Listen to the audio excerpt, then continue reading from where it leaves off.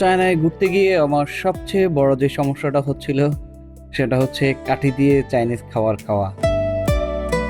আমি যখন থেকে চাইনিজ মুভি দেখছি, যখন থেকে চায়না সম্পর্কে জেনেছি, তখন থেকে আমার খুব শখ ছিল যে চাইনিজদের মতো করে কাঠি দিয়ে খাওয়ার।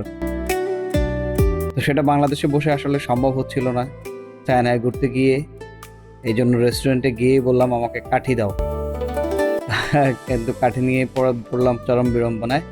অবশেষে ছোট ভাইকে বললাম, সে হেল্প করতেছিল, সে দেখিয়ে দিচ্ছিল কিভাবে কাঠিটা ধরতে হয়।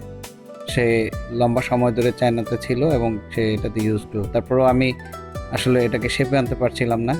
সে বারবার দেখিয়ে দিচ্ছে যে কিভাবে ধরতে হবে, কিভাবে ধরলে এটাকে মাংসটাকে পিক করা যাবে বা খাবারটা ধরা যাবে, টেকনিকগুলো শিখিয়ে দিচ্ছিল। বাট আমি পারছিলাম না।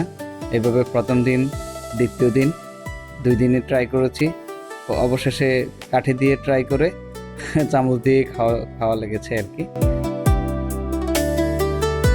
তো ফাইনালি 4র্থ দিনের চেষ্টায় আমি কিছুটা শেপে আনতে পেরেছি, কাঠি ধরতে পেরেছি এবং কাঠি দিয়েই খাবার খেয়েছি।